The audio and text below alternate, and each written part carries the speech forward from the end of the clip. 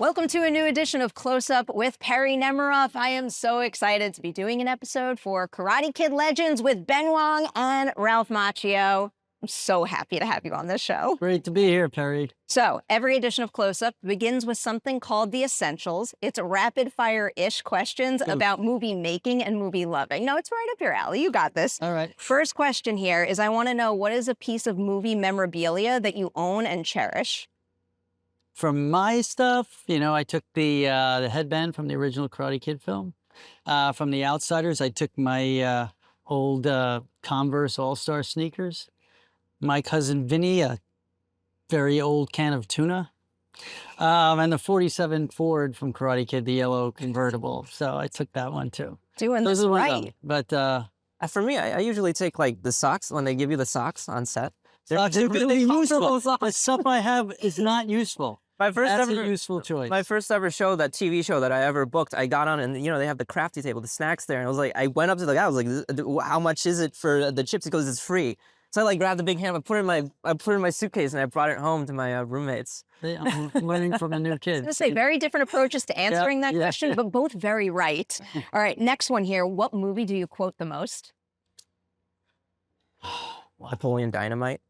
I love Napoleon Dynamite. I know that whole movie, I think, still by heart. It's a pretty quotable movie. Oh, gosh. So hard. Right now, The Dark Knight. Right now, for some reason, very quotable. Also, rock solid choices. Can you give me your favorite Napoleon Dynamite line? No. I don't want to. It's embarrassing. It's fair. Gosh, eat the food. Eat the food, Eat the food. The food. Yeah, my kids just ate that up. Yeah, that's it. Yeah. You made my day. Want some tots? Made my day right now. Right? Tater tots? Isn't that like? Yeah. Oh my God. Yeah, it is pretty quotable. That one wins. That one wins. I like. No, my favorite. My favorite is Wow.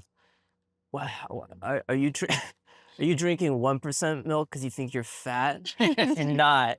You could be drinking whole. Epic. I don't think any interview moment is going to top how happy this just made me. Right. Pressure's on now for this next question. If you could learn more about one job on a film set, what job would you choose and why? Acting. Oh, not true. No, it's true. Oh yeah, you know what? You're never done learning. So that is true. That the creative process, the actor's process is. There's always a different way to come. It's never finished. It's only abandoned.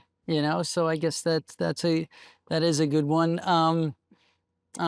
Editing I love, so always looking to learn more how just 2 frames changes a whole perspective of a scene.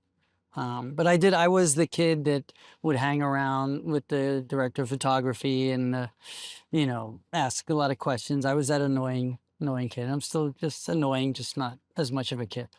As you should be, though, so you continue directing. I want to see you keep honing your skills behind the lens, too. Yeah, for sure. All right, let's get to the meat of it now. I have a big first question for both of you, because one of my absolute favorite things about this franchise is how many people out there have been inspired to try karate because of the Karate Kid movies. So for each of you, can you recall a time when a movie inspired you to do something or try something new? Yeah, me. I saw the Karate Kid and I was like, I want to do karate. And then I saw the Jackie Chan one. I was like, oh yeah, I want to do that too. Did it? Yeah. Now I'm so spectacularly. It's very strange. I'm thinking, I'm going through like my hard drive of so many things, but I guess here's a funny one. I guess after seeing Sideways, I definitely wanted to tour the Napa Valley and Ojai and sip some amazing wine as I got older. That's a good one. But yeah, baseball movies back in the day. I played Little League, but I really wanted to be better after seeing, whether it was Bull Durham or, Field of Dreams or whatever. Boy, Costner's getting a lot of play right now. I love those. Yeah, I saw Ratatouille for the first time. Well, I saw be a chef. Well, no, I saw Ratatouille and then I ate cheese with a fruit for the first time. You love eat the cheese with the fruit. Counts. I love Ratatouille. And there's like the samba playing. I did that. One of the best Pixar movies ever. It's one of my favorites. It's Ever. one of my. It's Really is one too. of my top 3. Me too. Real. Oh, wait. Give me your top 3. 3. Napoleon Dynamite. Oh, of all time. Uh, Oh, I like this. yeah, it's up there. Ratatouille. I mean, it's a mobile list, Okay, but that's fair. those And are it should be.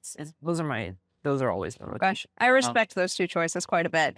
All right, here's another big question that kind of turns it towards your work in particular. Do you each remember the first time that you could feel, I guess, the power of your own work, how it could influence people and, just make them happy, whether it was seeing something you did in a packed house for the first time, a fan encounter, something like that? I remember the first time I did a big stage musical. Um, we did we did a musical adaptation of the movie Sing Street. So I love that movie. That's also in my top. Like so many of the same movies so much. I love that movie. Like you stole it. Yeah. Yeah. So they put that up in Boston and I did it. And I remember there was like a row of people who basically bought tickets every single night for, for the whole run. And it was awesome. It was like having your own like fan section. And they were like really because they were as moved by the material as I was when I saw the movie. So it's kind of cool to watch a movie and then be like, that's really moving to me. And then be in the movie. Can we survive this show? I really want to see it now. That's awesome. Yeah. Yeah, there's a few for me. I mean, from a theater experience, I was at the Public Theater, small off-Broadway play that did move uptown to Broadway. It was 1986. It was called Cuba and His Teddy Bear, Robert De Niro and Burt Young and myself. And I remember playing that. It was a father-son, Lower East Side of Manhattan drug dealer son. It was a really dark play, but it was an amazing thing for me to be in at that point in my career. But the power of theater and I played Teddy, how many Teddies I could feel in the audience that were that kid that are now adults. It was like palpable over there were no footlights because it was a really small theater, but palpable across the footlights, I would say. And that was something. And then seeing, honestly, I've written about this numerous times, but seeing the Karate Kid with a full theater, a full house before the movie came out, and watching everyone. I always liken it to being in the back of a roller coaster and watching everyone move up and down and pull head and right and left and up and down, and kind of like, they went in there as, strangers and everyone came out as like friends.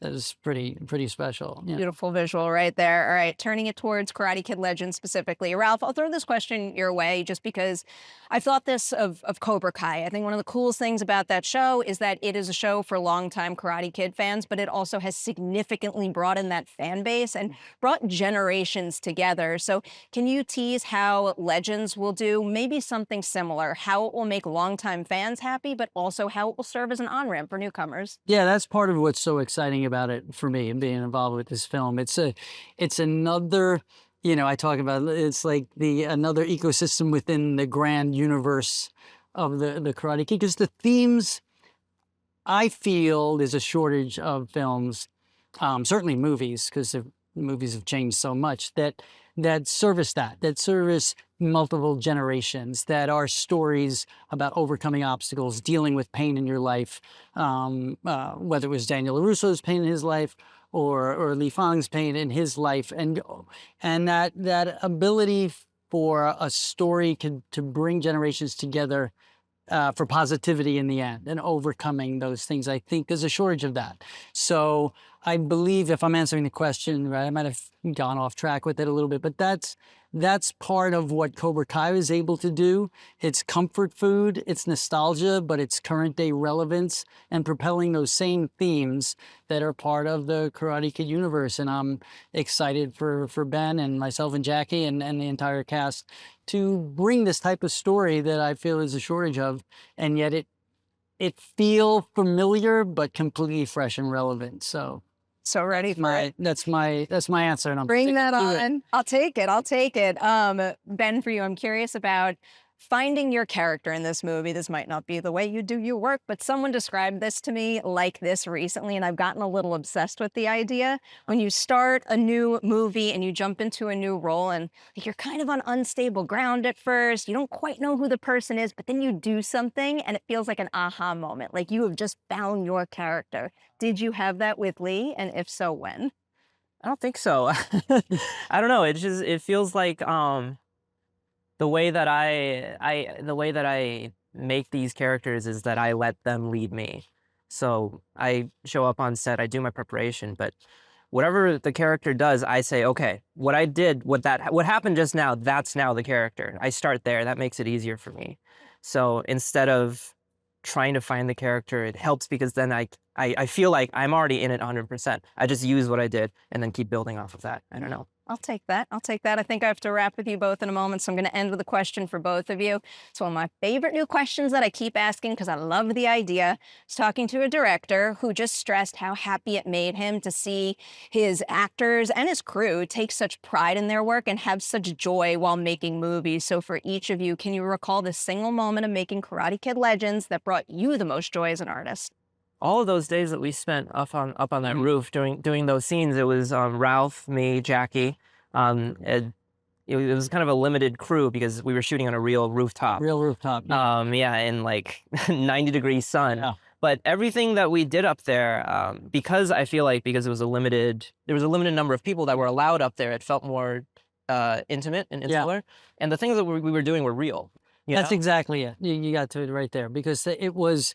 It is the fabric, it is the core fabric of this franchise, is what was being done in those sequences. Yeah. But with a new perspective from the two branches, one tree perspective. And that's what made it its own, yet feel authentic and familiar. So that's probably, I would say that, I was less time on it, and Ben had a lot more work than I did, but that was, and then we're up there with, Jackie Chan. That's pretty cool. Yeah, that helps. I will say, even just in the trailer, that line, chills, gave me chills. I can't wait to see it in context of the full feature. I'll give you a big congrats in advance. Thank you for talking with us today. That right there is a wrap on this edition of Close Up with Perri Nemiroff. Catch Karate Kid Legends on the big screen beginning May 30th.